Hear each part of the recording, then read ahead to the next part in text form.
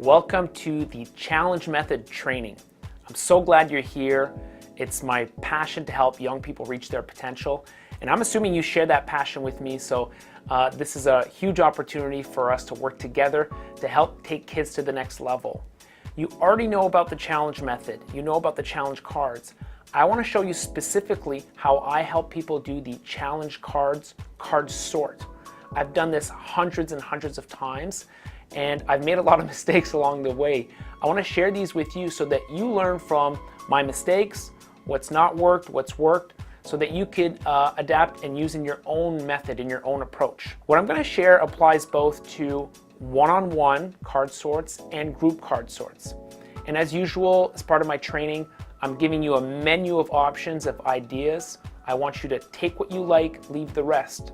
What that means is it gives you a lot of space to do your own career development in your own style and in your own way. You ready to start? Let's go. Step one, if I've got time with a young person, I'll first prompt them to think about challenges in the right way.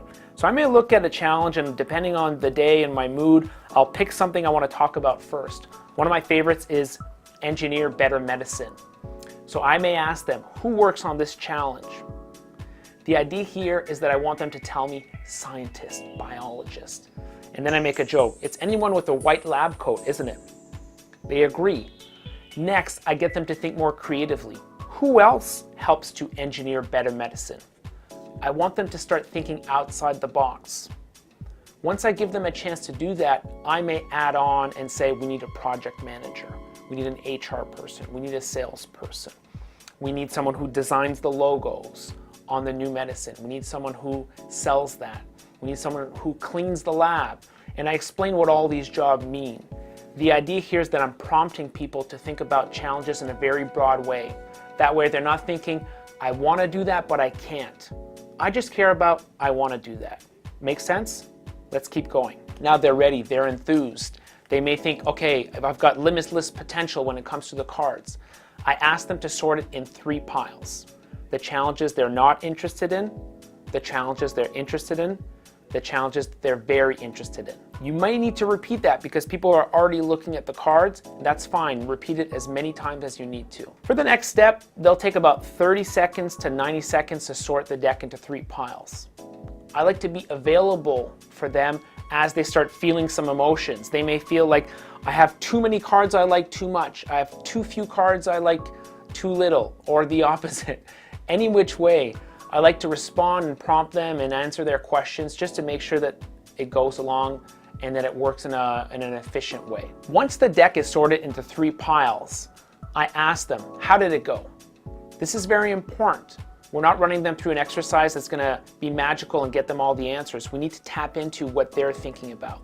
They're the leaders in this exercise. They're the ones who are gonna guide us to where we need to go. By asking how did it go, you're tapping into their subjective experience of the exercise. It's essential that you do that. After you ask how it went, you may have a quick dialogue asking them what they thought or reacting to their emotions from the experience. Next, I ask them to pick their top 3 cards from the pile they're most interested in. To do that, I strongly recommend that they read the back of the cards. This will get them knowledge about the background of each challenge, the opportunity that exists, as well as some of the job titles they'll start exploring. Typically, this will take another 30 seconds to 90 seconds and will get us our top 3. This is where the conversation can get interesting because I ask them for permission to look at their top 3. Asking for permission is a subtle cue that's saying, I respect what you're doing and you're leading this, even though I'm the facilitator. Let's say they pick these 3 health cards. I may ask them, depending on what the person is saying, why did you pick the card? What difference do you want to make in this space? What skill do you have that could help contribute to this challenge? Obviously, at this stage, we've started the conversation.